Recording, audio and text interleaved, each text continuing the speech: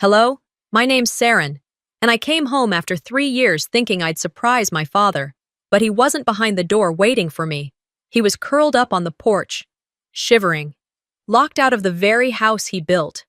Inside, my family was laughing, passing rolls, pouring wine, pretending nothing was wrong. They told everyone I abandoned him. But what if they were the ones who did?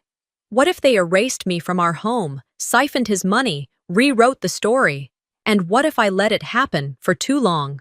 Would you want to know what I found when I opened that door? The bus ride into Ashburn was quiet. Too quiet, if I'm being honest. Just the low hum of the engine, the occasional cough from the older man 2 rows back, and the same Virginia pine trees I remembered as a kid flickering past the foggy window. I hadn't been back in 3 years. That town had once been the safest place I knew. It wasn't anymore.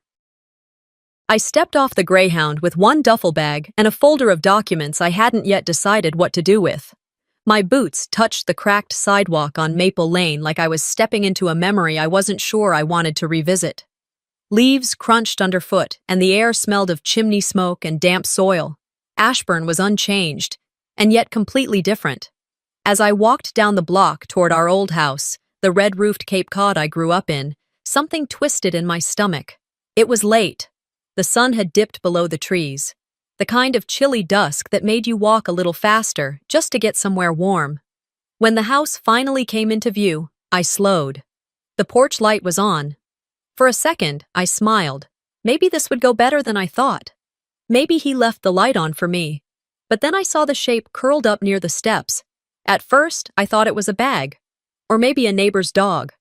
But it wasn't. It was my father. He was huddled beneath a thin, tan blanket, his head tilted against the siding like he'd been waiting, then just gave up. His coat was zipped only halfway, and I could see the white stubble on his chin, his hands trembling slightly against the cold. Clutched in one of them was a photo. I didn't even need to get closer to know what it was. It was me. That photo was taken the summer before I left. The last good summer. I was in a blue dress, holding a lemonade, smiling at something off camera. It was the kind of photo you didn't frame for display, just slipped into a book or drawer to keep close. But he had it in his hand, out here, in the cold. "Dad?" I whispered. He blinked, slow. His eyes had trouble focusing, but when they landed on me, something softened. Not joy exactly, not yet, but recognition. And that alone nearly dropped me to my knees. "Saren," he said. His voice was rough, barely there. "You came home." "I did," I said, kneeling next to him. "Why are you out here?" He didn't answer right away. Just looked toward the door behind him, the same door I used to run through after school, the one that smelled like cinnamon and floor wax. Now it was shut tight, the porch light above it buzzing faintly. I stood and knocked. No one answered. From inside, I heard music, laughter. There was a gathering going on. A family dinner, by the sound of it. I knocked again, louder this time. Still nothing. "Who's home?" I asked, trying to keep my voice steady. He hesitated. "Isolde, her husband. A few others, I think." And yet no one thought to check the porch, to check on him. I pulled out my phone, stared at the screen, then put it back in my coat pocket. Calling would be pointless. I didn't want a confrontation. Not tonight. "Come on," I said gently, helping him to his feet. "Let's get you somewhere warm." He nodded but said nothing. I wrapped his arm around my shoulder, guiding him down the steps slowly. His knees buckled a little, and I had to pause twice before we reached the sidewalk. The diner down the road was still open, Ashburn's only 24-hour spot. We made it there in about 15 minutes, though it felt like 50. The waitress, a woman about my age with a warm smile and a tired expression, didn't ask questions. She just showed us to a booth and brought hot coffee without us asking. Walter drank his in silence, cupping the mug like it was made of gold. "I wasn't expecting," he began, but the words got stuck somewhere in his throat. "I know," I said softly. "I didn't call ahead. I just needed to come home." The word home landed like a stone. He nodded again, but this time slower. I could see the fatigue in his eyes. Not just physical exhaustion, but something deeper. The kind of weariness that doesn't come from walking too far. It comes from being ignored too long. "You look healthy," he said after a while. "Stronger. I've had to be." He looked down at the photo again. The corners were torn, the middle slightly wrinkled. "She told me you didn't want to be part of the family anymore," he said, almost as if talking to the table. "That you moved on, that you asked not to be contacted." I didn't respond right away. What could I say? The lie had already been planted and watered for years. "She lied," I finally said. "But I guess you figured that out by now." He didn't answer. He didn't need to. The silence between us wasn't empty. It was thick with things left unsaid, but not for long. "I didn't walk away, Dad," I whispered. "I was pushed, but I'm not running anymore." He met my eyes then, and for the first time in years, I saw him, really saw him. The man who used to walk me to school when I was too scared to go alone. The one who built me a dollhouse when we couldn't afford real gifts. He was still in there. Buried, but not gone. I didn't know exactly what I was going to do next, but I knew this much. That house still belonged to my father, and the people inside? They'd forgotten that. But I hadn't. My father didn't say much as he dipped his spoon into the clam chowder, his hands still trembling slightly, though less now than when I found him. The steam from the bowl curled toward his face, warming the space between us in that little booth by the window. Outside, Ashburn had gone dark. A few street lamps buzzed faintly, and cars rolled by every so often, headlights flashing across the window like slow-motion lightning. I hadn't eaten much, just pushed pieces of cornbread around my plate with the dull side of a butter knife. My mind was too loud for hunger, too full of images I wasn't ready to deal with yet. He finally broke the silence. "Did you notice? The pictures? They're gone." I looked up. "Pictures?" He nodded slowly. "Yours? There's nothing of you in the house anymore." For a few seconds, I just stared at him. Not because I didn't believe it, but because I already knew. Somewhere inside, I'd felt it before he even said it, like the house had been purged of me while I was gone, erased like an old chalkboard no one bothered to rewrite on. "They took down your painting from the hallway," he continued, voice thin. "That one you did in high school, the one with the lake and the orange trees, used to say it made the place feel alive." I remembered that painting. I painted it when I was 16 and scared of being average. That piece hung in our hallway for over a decade, and now it was just gone. "What happened to it?" I asked. He stirred his soup. "She said it didn't match the new color scheme." Of course she did. I didn't have to ask who she was. Isolde always knew how to reframe something ugly into a matter of aesthetics. When she couldn't argue with emotion, she made it about style. Control cloaked in taste. "She also moved your high school metal box to the attic," he added. "Said the shelf was needed for more relevant memories." Relevant. That word stuck to the roof of my mouth like bad peanut butter. "What about the Christmas ornament I made in 3rd grade?" I asked, half joking. He smiled faintly. "Last I saw it, it was in a bag marked miscellaneous." I leaned back against the booth cushion. The waitress passed by, refilling my water with a polite nod. She must have felt the tension too. How quiet we were for two people supposedly reunited. My voice dropped. "Did she tell you I didn't want to be contacted?" He paused. Not because he didn't know the answer, but because he knew it too well. "She told me you were overwhelmed," he said carefully, "that you needed space, that you moved on." I closed my eyes briefly, not to cry, but to keep the rage inside from boiling over. "I called Dad," I said, more firmly than I intended. "I sent letters, emails. After I left, I tried, for months. No one replied. My number was blocked. My letters came back with return to sender in handwriting I'd recognize anywhere." He looked at me then, and something shifted in his eyes. Not doubt, just grief, regret. "You thought I abandoned you," I said flatly. He didn't argue. "You thought I didn't care enough to come back, to call, to write." His fingers tightened around the spoon. I didn't want to believe that. But over time, it started making sense. The way she said it. Of course it did, I muttered. She said it enough times you started hearing it in your own voice. He didn't respond. He didn't have to. The silence confirmed everything. Thanksgiving 2 years ago flashed through my mind. I'd spent it in a motel room outside Raleigh, eating gas station turkey slices and wondering if they even remembered I existed. I didn't get a single message, not even a group text. I thought maybe Dad lost his phone. Turns out he'd been told I wanted to be left alone, that I didn't care, that I was done. But I wasn't. I'd just been erased. It was a quiet kind of violence, really, not the kind that left bruises, the kind that made people vanish without ever walking away. He took a slow sip of water, then set the glass down with care. "I'm sorry," he whispered. "I didn't know." I nodded. I could have said a lot right then. I could have told him he should have questioned things more, that he knew me better than that. But what would that solve? So instead, I just said, "I'm here now." And that seemed to be enough, for the moment. After dinner, we walked slowly back toward the edge of town. I'd booked a small Airbnb above a local bookshop, nothing fancy, but it had heat and a clean bed. I didn't tell Isolde I was back, not yet. I had no intention of knocking on that front door, not while she was still the one deciding who got to walk through it. Outside the bookshop, before we parted ways, Dad touched my arm. "She told me you were the one who said goodbye," he said. I met his eyes.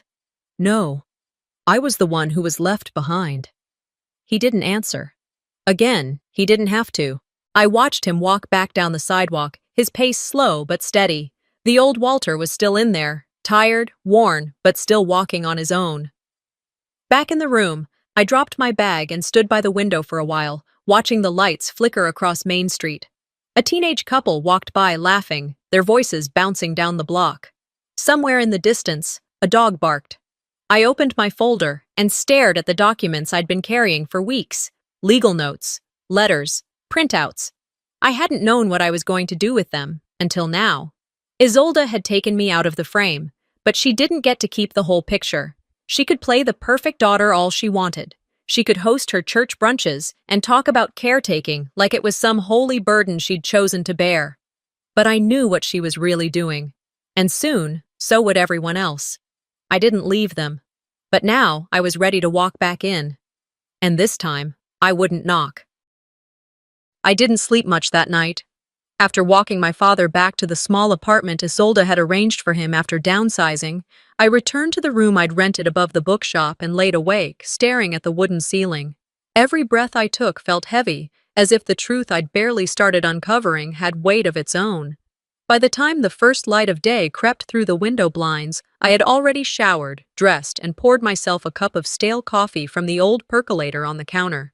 I didn't bother trying to look well-rested. No one in that house would care. The sun was slow to rise over Ashburn, filtered through the thin mist that clung to the sidewalks like a secret no one wanted to talk about. I took the long way to the house, walking through side streets I used to know by heart. The playground near Maple Avenue was empty, the swings still. The church marquee read, "Family is where the heart is." It felt like a joke now. When I reached our street, the air sharpened. The Bramhall home stood exactly as I remembered it, yet it felt like walking into a stage set built to impersonate a life I no longer belonged to. The red shutters, the porch steps, even the hedges trimmed a little too perfectly. It all looked like home on the outside. But what was inside had changed.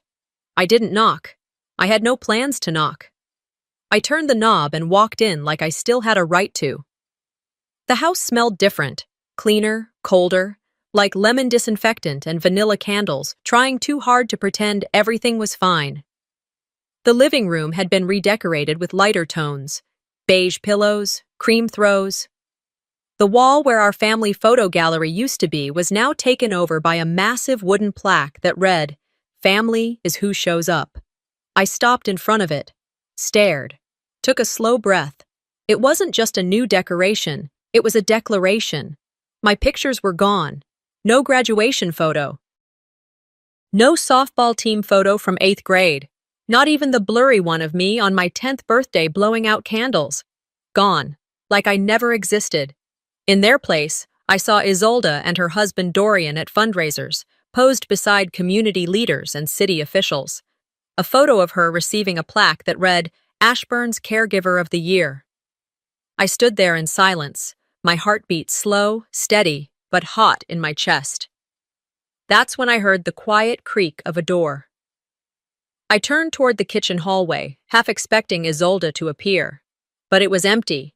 Whoever had been watching me had disappeared behind a closed door. I walked toward the front entrance to leave.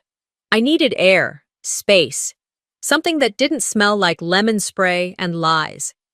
As I reached for the handle, I heard a voice call softly from the other side of the fence. Seren? I turned and saw Mildred Koenig, our neighbor from across the street. She looked the same as ever, sensible coat, short gray curls, the same sharp eyes that missed nothing. Mildred, I said, forcing a smile.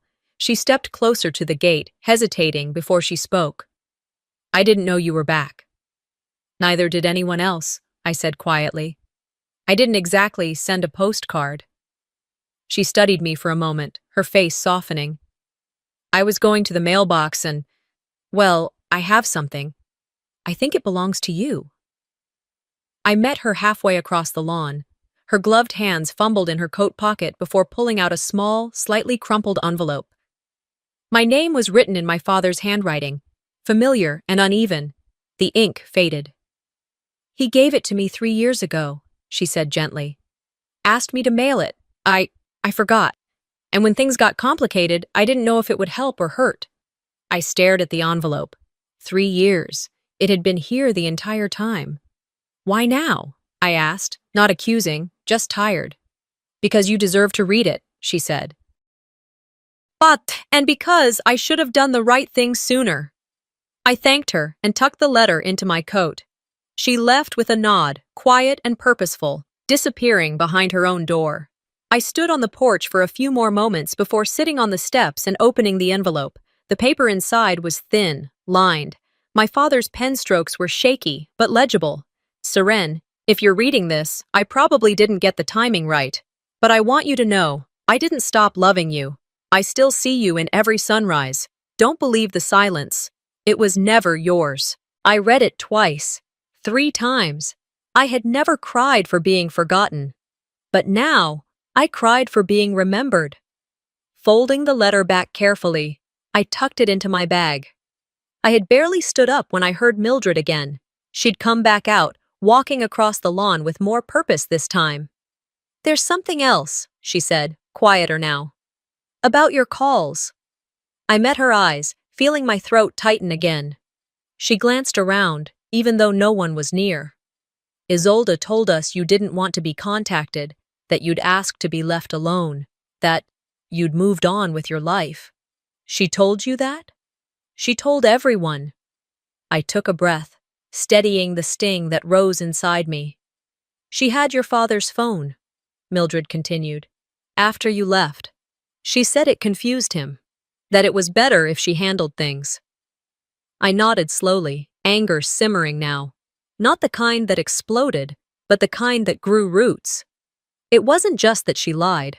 It was how easily people believed her. You always called on his birthday, Mildred added. Every year, right around the same time, he'd wait, every year, then stop asking, said he didn't want to bother you. I pressed my hand against my chest, trying to keep steady. She rewrote everything, I murmured, and no one asked questions. She made it sound believable, Mildred said softly. She's good at that. She always was. A long pause followed. Then Mildred looked toward the house behind me and said something I wasn't expecting. I think she's scared of you being back. I gave a small, humorless smile. She should be. As Mildred returned home, I stood there in the yard, looking at the house I used to run into after school, covered in mud and excitement. Now, it was the scene of something far colder, and when I turned toward the front window, I saw her. Isolde, standing just behind the curtains, watching. She didn't wave, she didn't smile, she didn't look surprised. She looked like someone who had been expecting this moment and wasn't concerned. Not yet. The curtains dropped the second our eyes met, as if they hadn't been pulled back intentionally in the first place. I didn't move, not right away. The porch was damp, the air heavier than before, and a quiet tension settled in my chest like dust in an untouched room. I waited a moment longer, listening for movement inside. Nothing.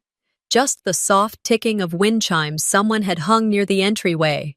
New ones, not the rusted set Dad and I used to fix every spring. The door was unlocked this time. She wasn't home. I knew that already. Mildred had mentioned earlier in the morning, in that careful way of hers, that Isolde had a brunch scheduled at the church. Fundraising, she'd said. Something about a new wing for the retirement ministry. I figured it would give me an hour, maybe two. Long enough to find out what I needed to know, long enough to see what they'd tried so hard to keep buried. I stepped inside and closed the door quietly behind me. The house smelled like artificial lavender and wood polish. Everything was in its place, too perfect. It wasn't how I remembered it. It wasn't how he would have kept it. Not Walter Bramhall, not the man who left books stacked on the floor, receipts stuck to the fridge with old magnets, and his glasses in the laundry room for no good reason. I walked slowly, running my hand along the hallway walls, past the vacant spot where my painting used to hang. The silence inside was thicker than outside, as if the house itself was holding its breath. I turned left into the study. It still had the same worn oak desk and shelves packed with paperbacks, but the clutter was gone. Clean surfaces, labeled folders, matching binders. None of it looked like Dad. It looked like a hotel disguised as a memory. I opened the bottom drawer of the desk, the one we used to toss unpaid bills and random keys into, and found only manila envelopes now, each neatly marked. The third one down caught my eye. Utilities property. Utilities, my foot. I opened it and pulled out a packet held together by a binder clip. The first page was a copy of the deed to the house. I scanned it, my fingers tightening as I reached the signature line. Dad's name was there, Walter Bramhall. But the handwriting was off. It was jagged, uncertain, like someone had guided his hand, or worse, signed it for him in a rush. His usual signature had rhythm, even in his older years. This? It looked forced, unnatural. I flipped through the pages, noting the date, 1.5 years ago. Right around the time I stopped receiving forwarded mail. Right around the time Mildred said he stopped talking much.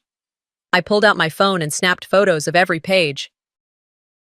The deeper I went, the more I found. Documents that shouldn't have been there, things I wasn't supposed to see, printouts from a bank I didn't recognize. One statement listed the account holder as Walter Bramhall, but the mailing address, Isolde and Dorian's condo in Richmond, monthly deposits from elder care grants and assistance funds, and regular ATM withdrawals, thousands. I didn't even realize my jaw had clenched until I felt it in my temples. My father had never needed financial assistance like that, not back then.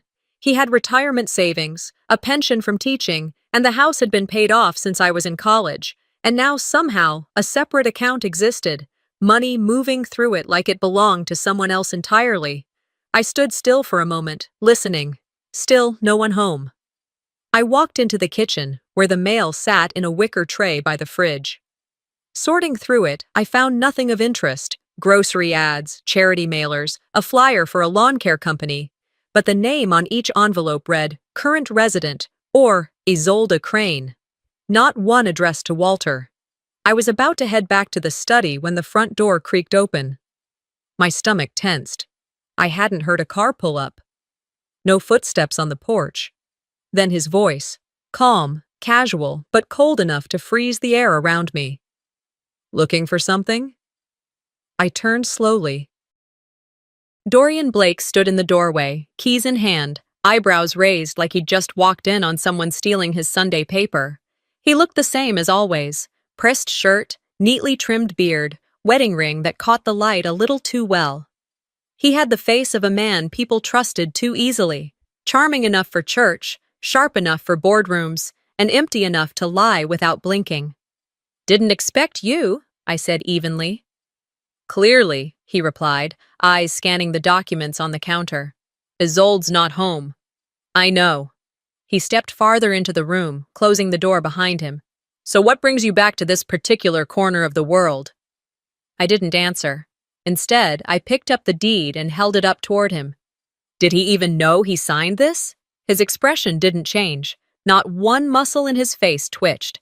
That's a legal document, he said, walking slowly toward the kitchen island. Signed and notarized. Everything's above board. His name's on it, sure, I said. But that's not his handwriting, at least not the one he used for most of his life. I know the difference. Well, maybe you're just remembering it wrong. I met his gaze, unmoved. I remember it better than you think. He smiled then, the kind that made you want to lock up your valuables. Careful, Seren. You're starting to sound like someone looking for a problem. And you're starting to sound like someone who's hiding one. A pause stretched between us. Finally, he leaned in slightly and said, You should tread lightly. You've only just come back. Stirring up trouble so soon? Doesn't reflect well on your track record. Is that a threat? No, he said smoothly. Just an observation. People talk. People remember. I stepped around the island and gathered the pages into my bag. I'm not here to make a scene, I said calmly. But if something was done to my father without his understanding or consent, I'll find out. You and I both know he's not in the state he used to be. Dorian's jaw flexed, but his tone didn't change. Walter agreed to everything. He needed help. We stepped in. That's what families do. No, I said, turning toward the door. What families do is protect each other, not profit off them. As I pulled the door open, he added, You might want to be careful who you accuse. Wouldn't want another misunderstanding like last time. My spine stiffened, but I didn't turn around. I didn't need to. Instead, I stepped outside into the thick afternoon air, letting the door close behind me. The storm clouds above were moving in slowly, but steadily. The storm didn't start outside. It started right there, in that room. After I left the house that afternoon, the clouds followed me. Not the kind that carried thunder, at least, not yet, but the kind that made you pull your coat tighter and keep your thoughts closer. I didn't go back to the room above the bookshop, not right away. I needed to clear my head first. I drove the half-mile stretch out to the small park by the water tower, the one Dad used to take me to when I was little. I sat in my car with the engine off, hands resting on the steering wheel, watching a pair of teens throwing a football near the tree line. I envied their freedom, how they could move without thought, yell without fear of judgment. I'd forgotten what it felt like to just exist without a storm in my chest. By the time I pulled back into the driveway, the sky had darkened for real, and the temperature had dropped noticeably. I stepped inside and immediately noticed the silence, the kind that feels planned. The fire was going in the living room, a showpiece of warmth, but the air around it was cold. Fabricated. Like everything else in that house lately. Dad sat on the recliner, shoulders slumped, eyes flicking from the muted television to the window and back again. He looked smaller somehow, dimmed. Did you eat? I asked. He didn't answer right away. Then he said, I think so. I crossed the room and stepped into the kitchen. The dinner plates were still in the dishwasher, unwashed. The countertop was spotless, too spotless. I opened the fridge. No signs of leftovers, not even a bowl of soup or a sandwich wrapped in foil. There were 2 boxes of frozen meals on the bottom shelf, both untouched. I moved to the pantry and found a small pill organizer resting on top of a cereal box. I opened it. Wednesday and Thursday were still full. It was Saturday night. I took a long breath and walked back into the living room, holding the organizer in my hand. Dad, I said gently, have you been taking these? He looked at the container and blinked. That's Isolde's job. She hasn't given them to you in at least 2 days. He frowned but said nothing. He hasn't eaten since yesterday, has he? I asked. Isolde's voice cut in from the hallway before he could speak. He forgets, she said. I can't force him. I turned to face her. She stood with one arm resting against the doorframe, holding a glass of wine like we were chatting about the weather. She looked calm, polished, like someone who believed in her performance. Then maybe he shouldn't be left to remember on his own, I said, keeping my tone steady. He gets confused, she replied, sipping. If I press him, he gets upset, so I let him decide. You let him decide whether to take heart medication? She rolled her eyes. You've been back 2 minutes and already acting like you know everything. I held up the pill organizer. I know this is unacceptable. She gave a clipped smile. You always were dramatic, Seren. Everything's a crisis with you. I didn't respond. I walked over and placed the organizer on the coffee table, right in front of Dad. I'll remind you every morning from now on, I told him. Don't rely on anyone else. Isolde scoffed. You don't live here. Maybe I should. She didn't like that. The next morning, I kept quiet. Observed, watched the routine. Isolde spent an hour preparing for her church appearance, curling her hair, adjusting the brooch on her coat, spritzing perfume into the air like a fog of false benevolence. Dorian left early for a business breakfast. That left Dad and me. I made him eggs and toast. Not fancy, but warm. Real. He ate quietly, carefully. I handed him his morning meds, one by one. He hesitated, but took them. At noon, I checked Isolde's Facebook page. The top post was a photo, her feeding Dad in the living room, the same room he'd been sitting in just 20 minutes earlier. Alone. Caption: Taking care of Dad is a blessing, not always easy, but worth every moment. 57 likes, 20 comments, all from women in her prayer circle. You're an angel, Isolde. He's lucky to have you. True caregiver spirit. You inspire me. I turned off my phone and stared out the window. Dad sat on the porch now, a blanket over his lap, staring at nothing.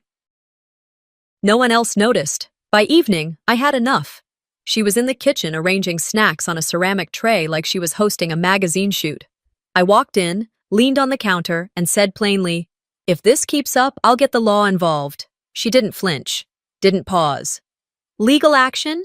From you? Her smile was practiced, slow. Please, Seren, don't be ridiculous. I'm serious. She took a grape from the tray, popped it in her mouth. You've been gone 3 years. You think people are just going to take your word over mine? Dorian entered then, setting his keys on the table, eyeing us both. What's this? He asked casually. She's threatening us, Isolde said with a light laugh. Apparently, she doesn't like the way I've been handling Dad's care. Dorian chuckled. Seren, come on. You've barely been back. It's not a good look to come home swinging. I kept my tone even. If you're not doing anything wrong, you shouldn't be worried. He walked toward the fridge, opened it, pulled out a soda. You're stirring up trouble where there isn't any. Again. I'm protecting my father. From who? His own daughter? Dorian snapped back. You always think everyone's out to get you. No, I said softly. Just the ones who are. We stood there in silence, tension thick enough to cut with a knife. Isolde finally spoke, her voice lowered. You're not going to win this, Seren. You've got no one in this town. No one's going to believe you. I didn't answer. I walked past her, past Dorian, back into the living room. Dad looked up from his recliner with that same tired confusion. I smiled at him. Want to go for a drive tomorrow morning? Just you and me. He nodded. Okay. Isolde called after me. You don't get to rewrite history just because you regret leaving. I stopped in the hallway. No. But I do get to stop you from rewriting his. That night, I didn't sleep much. Again. I lay in bed staring at the ceiling, counting breaths, counting reasons. The next morning before breakfast, I made a call.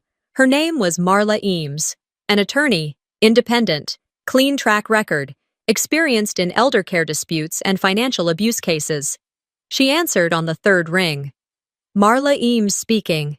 I didn't hesitate. Hi, I'm Serene Althea. I need help protecting my father. The next morning started with drizzle, thin, cold, and insistent. It clung to the windshield of my car as I pulled into the narrow parking lot behind Marla Eames's office. A low, gray sky stretched across Ashburn like an unfinished thought, and I could feel the pressure in my temples from the sleepless night I'd spent staring at the ceiling, making lists in my head. When I stepped into the law office, the scent of cedar and something faintly citrus hit me. Clean, intentional. The space was small but focused, with thick legal books lining the walls and a single framed quote near the receptionist's desk. Facts do not cease to exist because they are ignored. That hit a little too close. Marla stepped out within a minute of my arrival. She was mid-40s, hair pulled into a low knot, no makeup, but sharp eyes that had the weight of someone who'd seen plenty and wasn't easily impressed. "You must be Seren," she said, extending a hand. "Come on back." I followed her into a private room with a glass-topped table and 2 chairs. No distractions, no fluff. I liked that. As I sat, she clicked her pen, poised and ready. "Tell me everything." I did.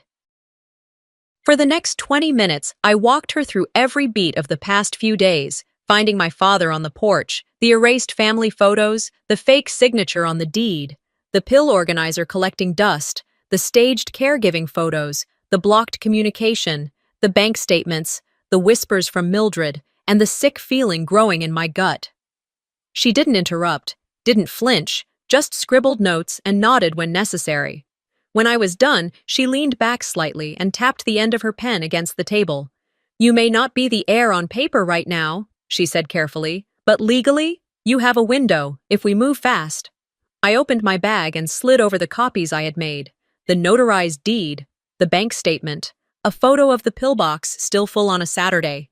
She looked through them silently, flipping page after page.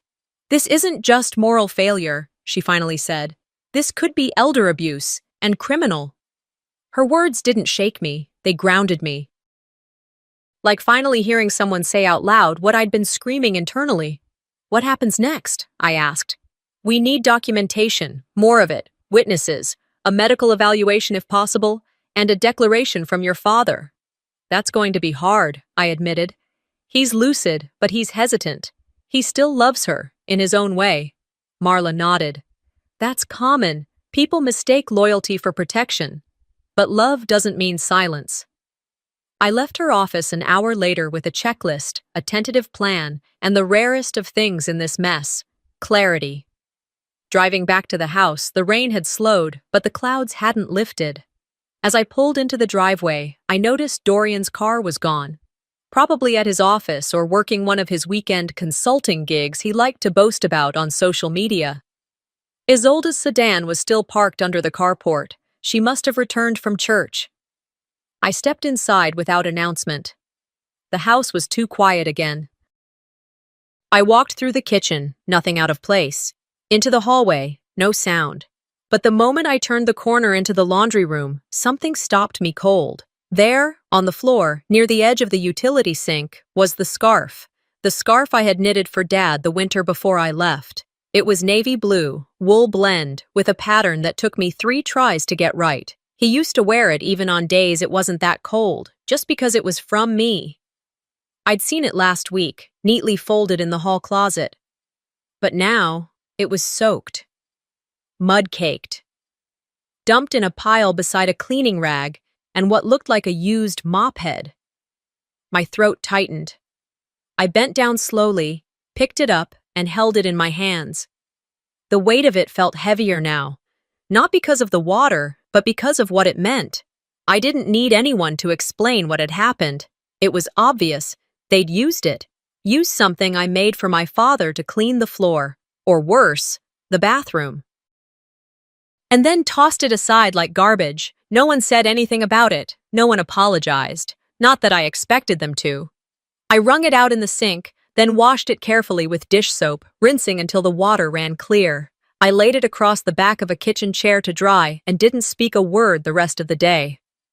That night, the house was dark early. Dorian came in late, Isolde was in her room, and Dad had gone to bed around 7. Before I turned in, I walked into his room, quiet, careful, and placed the folded scarf on his pillow. He didn't stir. Then I went to the office. I opened my laptop and printed a single-page letter, formal, calm, signed by Marla and myself. A notice of legal intent, not a threat, a promise. I walked to Isolde's room. Her door was slightly ajar, light still on. I pushed the paper under her door. The sound it made was almost nothing, but I knew she'd hear it. They ignored my warning, and now I wasn't just knocking. I was walking through the front door with the law behind me. By the time Sunday rolled in, I wasn't angry anymore, not in the way most people expect anger to look. I wasn't pacing or shouting. I wasn't tossing accusations around like darts. No, I was still focused, ready. They thought I'd flinch. But when I stepped onto the porch that morning, dressed in the same navy blazer I used to wear to client meetings back in Raleigh, I didn't hesitate. I walked straight into the house like I belonged there, because I did. The smell of roasted ham and cinnamon rolls hit me first. Isolde always did know how to curate an experience. She had music playing, some soft instrumental hymn, and fresh flowers arranged on the sideboard. Everything was polished, just like her. People were already gathered in the living room, holding styrofoam cups of coffee and small plates with carefully arranged fruit. I recognized a few of them, ladies from the church, a couple of retired school teachers, even someone from the mayor's office. Walter was there too, tucked into the far corner of the room like a piece of furniture no one really wanted but couldn't throw away. He looked out of place, wearing a cardigan that was 2 sizes too big and socks that didn't match. Isolde floated between guests like she was hosting a segment on public access television. Every smile was a campaign, every gesture rehearsed. She saw me the moment I stepped through the door, and for just a fraction of a second, something flickered across her face, but it was gone before it could settle. "Seren," she said, loud enough for the room to hear. "I didn't know you'd be joining us."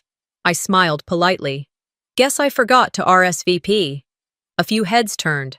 A few mouths paused mid-chew. I watched as Dorian made his way toward me, mimosa in hand, confidence radiating off him like heat off blacktop. "Well, this is a surprise," he said. "You look prepared." "I tend to come that way," I replied, my eyes scanning the room. Isolde linked her arm through his, all performance. "We're just so glad you're here. We were worried you'd be too busy with your new life to remember little Ashburn." I gave her nothing in return. Just silence, the kind that makes people uneasy. Walter's eyes met mine briefly from across the room. He looked unsure, maybe even nervous. I nodded at him gently. I needed him to know that this wasn't about him, not directly. This was about truth, justice, finally cracking the surface. The room buzzed with small talk and clinking forks for another 10 minutes before it happened. Dorian, now 2 drinks in and a little looser in the shoulders, chuckled too loudly as he leaned over to a man near the fireplace. "She's only back 'cause she smells money," he said. "Isn't that what your sister said?" The laughter died instantly. My smile returned. I turned slowly toward the room and said, loud enough for everyone to hear, "Oh, I'm back, but not for money, for truth." The room held its breath. I could feel the shift, the sudden collective realization that whatever this was, it wasn't going to be another cozy Sunday brunch. A few people set down their drinks. One woman crossed her arms. Another looked at Isolde with an eyebrow raised. Marla stepped through the door just then, quiet as a shadow. She wasn't dressed for brunch. Gray slacks, simple blouse, no makeup. She carried a laptop bag over her shoulder and a portable projector in her hand. "Sorry I'm late," she said to me. I nodded. "Right on time." Isolde's eyes narrowed. "What's going on?" I ignored her. "Ladies and gentlemen," I said to the room, "thank you for coming. Since we have an audience, I thought this would be the perfect moment to share a little something." Marla placed the projector on the edge of the console table. The room dimmed slightly as she powered it on. She connected the laptop, cued the video, and gave me a subtle nod. "This," I said, "is footage from my father's living room, recorded on the day he signed over the deed to this home." Dorian took a step forward. "Now hold on." "Don't worry," I said, "you're in it." The video began to play. The image was slightly grainy, but clear enough. Walter sat in his chair, looking unsure, his hands trembling. "Do I have to sign?" his voice asked, shaky, barely audible. Then another voice, Dorian's, cut in, unmistakable. "Just do it, or you won't see her again." Gasps. One woman covered her mouth. A man muttered, "Is that legal?" Isolde tried to speak. "That's been taken out of context." But the room was already turning. Dorian's bravado evaporated.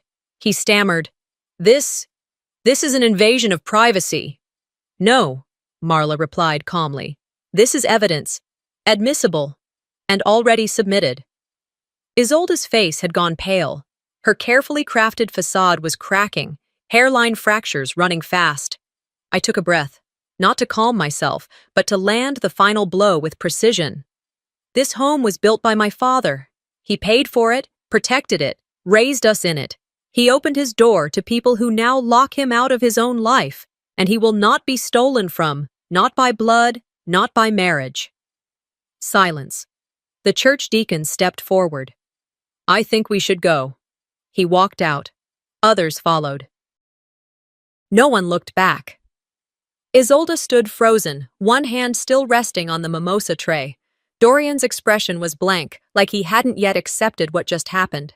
I turned toward them one last time. You buried me in silence. I just gave you an audience. After the last guest left the brunch in stunned silence and the front door closed behind them with a dull click, I went to the kitchen, poured myself a glass of water, and let my hands shake for a full minute before setting it down. I wasn't shaking from nerves, not anymore. Those had burned off hours ago.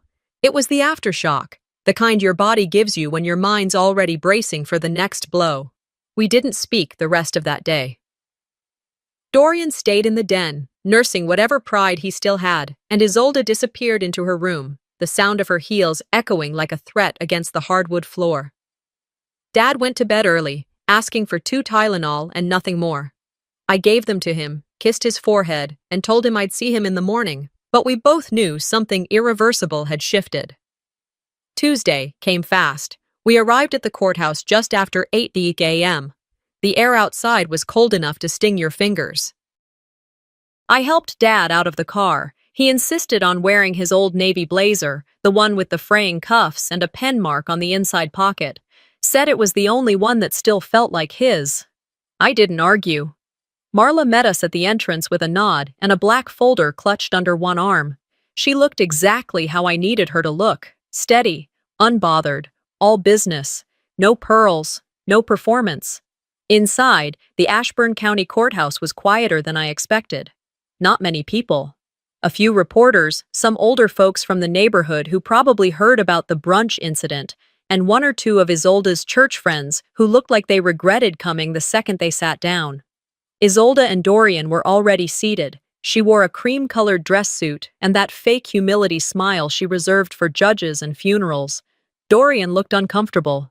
He tugged at his tie twice before the judge even entered the room. The gavel didn't slam. The judge simply cleared her throat, adjusted her glasses, and said, "Let's begin." Marla stood. "Your Honor, we intend to prove that Walter Bramhall was misled into signing over legal rights to his property under coercion and without full understanding of the consequences. Furthermore, we believe financial misconduct was committed under the guise of elder care, and we have documentation, testimony, and audio-visual evidence to support that." The judge nodded slowly. "Continue." First came the documents, the signed deed with Walter's shaky handwriting, the bank statements showing monthly withdrawals that had nothing to do with medical expenses or home care, and the pill logs I'd kept for the past week, showing gaps and inconsistencies. Then came Dr. Merrow's statement, pre-recorded due to scheduling conflict. She explained that Walter had been experiencing mild cognitive decline, but was still capable of basic decision-making, if properly informed. She had never been consulted about legal decisions, not once. And then the video played, the same one we had shown at brunch, but this time with clearer audio and Marla's annotations. Walter's voice, confused and pleading, Dorian's, sharp and commanding. "Just do it, or you won't see her again." When it ended, the room didn't make a sound. The judge turned to Walter. "Mr. Bramhall, do you understand why we're here today?" He nodded slowly. "Yes, ma'am." "Do you feel you were pressured into signing those documents?" He blinked. "I thought if I didn't, I'd lose what little family I had left." That did it. The judge looked down at her papers, then back at the courtroom. "This court does not take kindly to coercion disguised as caregiving. It appears that not only were Mr. Bramhall's rights violated, but that certain parties used their proximity to him for personal financial gain. Therefore, I hereby order the reversal of the property transfer. Walter Bramhall's rights to the home are reinstated, and he may appoint a co-caretaker of his choosing." She paused. Do you have someone in mind? Dad looked over at me. Seren, he said without hesitation. Always her. My throat tightened, but I didn't cry. The judge continued. Furthermore, this court is referring Mr. Dorian Blake to the Office of Financial Crimes Investigation for misuse of elder care funds. Ms. Isolde Crane is hereby stripped of legal authority over her father's affairs, effective immediately. There was no gavel, no dramatic exit, just quiet paperwork being shuffled and the rising of bodies from chairs as people filed out one by one. Isolde didn't look at me. Not once. Dorian muttered something under his breath, but Marla raised an eyebrow, and he thought better of repeating it. We drove home in silence, Walter resting peacefully in the passenger seat. That evening, as the last light of day fell across the front yard, I heard the front door open and close softly. I was in the hallway when I saw her, Isolde, standing near the foyer, arms crossed, waiting. I just came to get my things, she said, her voice quieter than usual. I didn't argue. They're already packed. She hesitated. I didn't mean for it to go this far. I walked past her, opened a drawer, and pulled out a frame. It was the photo she had taken down, the one of Dad and me at the lake, the year before I left. We were smiling, his arm around me, my face pressed into his shoulder. I handed it to her. You don't live here anymore, I said evenly. Neither does your version of this family. She took it with trembling fingers, but didn't say anything else. She left 5 minutes later, her footsteps quieter than I expected. We didn't slam the door behind her. We just never opened it again. The days after Isolde left the house passed slowly, not because we were grieving her absence, but because we were finally learning how to live without the weight of her presence. I didn't expect peace to arrive like a parade. It didn't come with celebration or balloons. It came quietly, through the hum of the old heater kicking on in the mornings, the sound of Walter's slippers across the kitchen tile, and the smell of coffee that filled the hallway before either of us said a word. 3 weeks had gone by since the court hearing.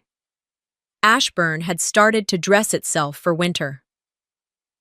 The first snow came the day after Thanksgiving, just a soft dusting that melted by noon, but it was enough to remind us of the season we were entering and the ones we had survived. I repainted the front door myself, the same cherry red Dad used to touch up every few years, now dulled from neglect. It felt right to restore it with my own hands. The porch light stayed on every evening, and this time, not as a symbol of waiting for someone who would never return, but as a promise that no one would be left outside again. Every morning, I'd brew coffee before the sun fully lifted over the pine trees behind the house. Dad would sit on the porch with a wool blanket over his knees, the steam from his cup curling into the air as he quietly read a book or just stared into the yard like he was memorizing the piece.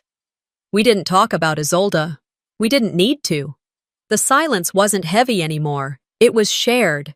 It was on a Tuesday, while reorganizing the hallway closet, that I found the notebook. It was tucked behind a stack of old tax returns and some yellowing church bulletins wedged between a photo album and a dusty copy of A Tale of Two Cities that still had my high school notes in the margins. I recognized the leather cover immediately, scuffed on the corners, the binding slightly torn. Dad had used that notebook for years, grocery lists, phone numbers, sermon quotes, passing thoughts. I sat on the hallway floor, cross-legged, and began to flip through. Pages and pages of familiar scrawl, scribbled reminders, ideas he never got around to, names of people I hadn't heard of in years. It was near the back, though, that I found the entry that stopped me cold. It wasn't dated, but I knew it had been written sometime after I left Ashburn, when the distance between us had widened into something neither of us could navigate alone. If you're reading this, I probably didn't get the timing right, but it was always meant for Seren, the house, the story, the chance to be heard. I read it twice, then a third time. He had never forgotten me, not once, even when his memory faltered, even when my name wasn't spoken aloud in that house anymore. Somewhere deep down, he had still known, still hoped, that I'd come back, and that when I did, I'd need to know the truth had never belonged to Isolde. It belonged to him, to us. I took the notebook into the living room and placed it on the mantel, right beside the restored family photo of me and Dad at the lake, now sitting in the spot where Isolde's award once stood. The next few days settled into a rhythm. Dad still had his moments, forgetting which cabinet held the coffee mugs, asking if it was Saturday when it was Wednesday, but he smiled more. He asked questions again. He started singing to himself while shaving, soft renditions of old gospel hymns he used to hum on road trips.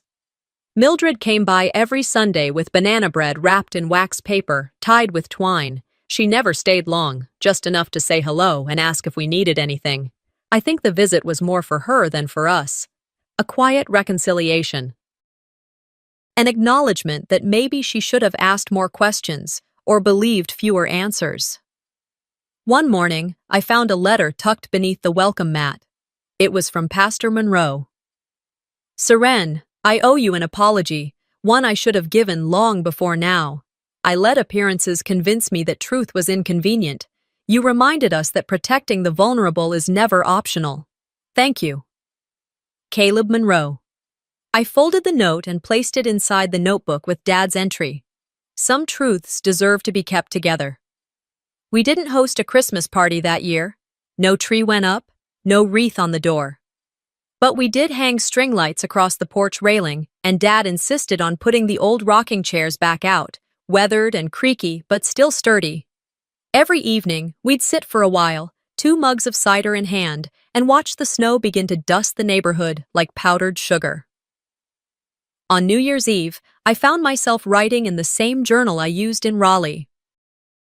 The one I packed when I left that life behind. I hadn't written anything in months, not since before I returned to Ashburn, but that night, the words came like water through a cracked dam. I didn't come back to win.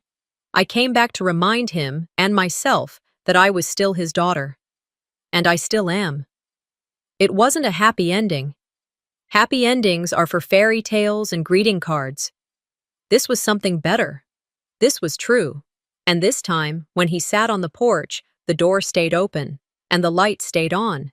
Some families break your heart quietly, through silence, through control, through the stories they erase behind closed doors. But sometimes, healing starts when one person decides to stop being quiet.